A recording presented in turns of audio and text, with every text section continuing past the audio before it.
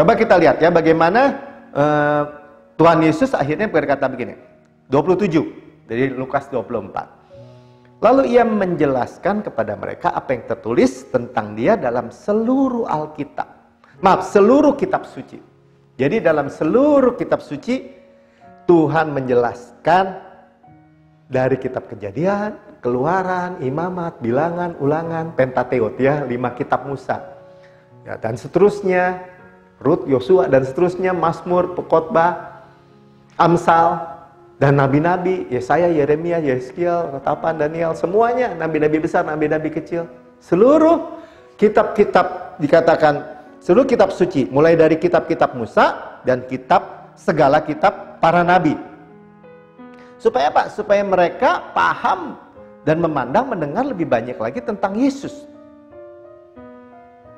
Jadi ternyata di dalam tadi kitab-kitab Musa dan selanjutnya, Yesus itu tersembunyi.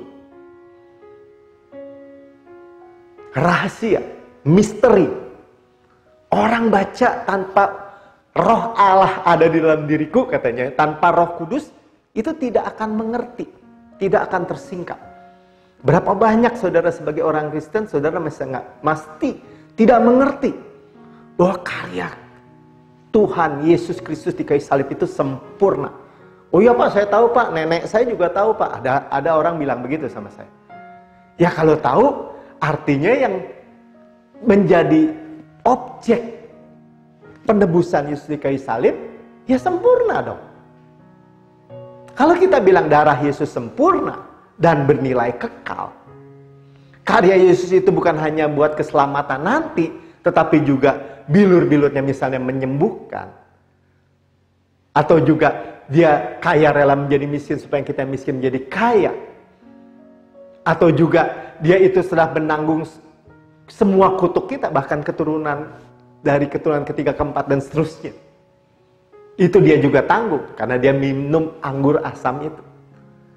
Bapak-bapak yang minum wine, anggur asam, anak-anak yang ngilu giginya. Dan dia tanggung itu juga.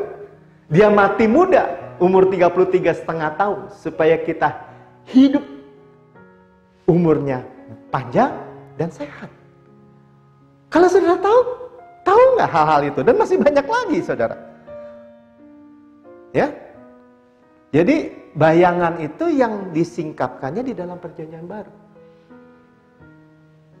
Nah, di dalam buku ini dikatakan tipologi. Ya, nanti kita teruskan sambil berjalan. Saudara pahami dulu aja bayangan, tipologi, gambaran, substansi, hakikat, kenyataannya Yesus.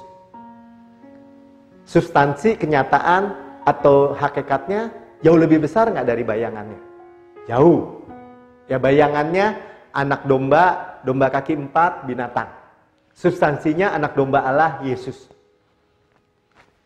Seperti saudara dengar di dalam khotbah saya yang lalu, kalau saudara mau bangun rumah yang sangat megah, sangat mewah, mansion, saudara bikin gambar, blueprint, zaman dulu blueprint ya, zaman sekarang pakai komputer aja, atau maket, yang bukan substansinya, dan saudara nggak tinggal di gambar itu. Setelah datang yang sebenarnya, yang ini sudah berlalu, makanya saya katakan hukum Taurat sudah berlalu. Nah, selanjutnya kemudian juga kepada semua murid. Saudara perhatikan ya, ini menjadi pokok daripada bab ke-15.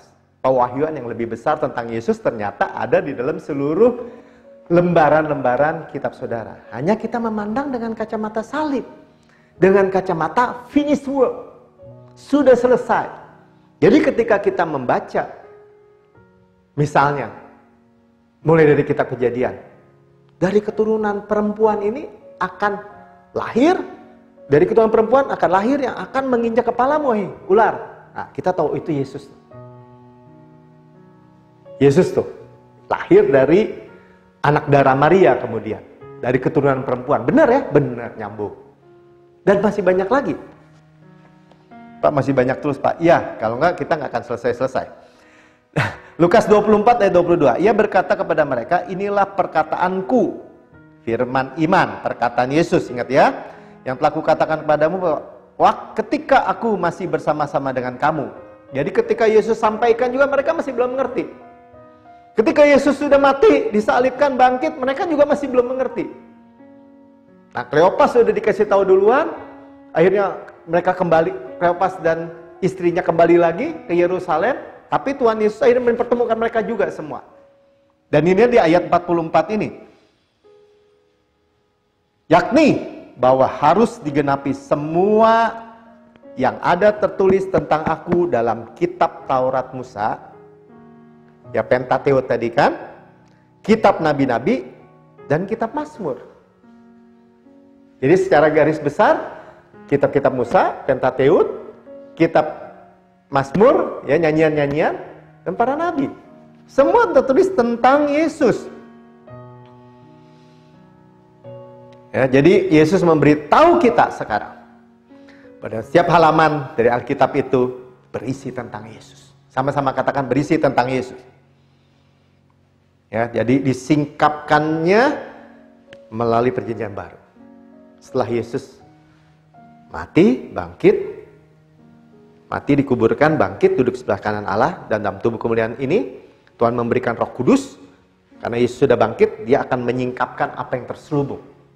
Inilah yang kita lihat sekarang.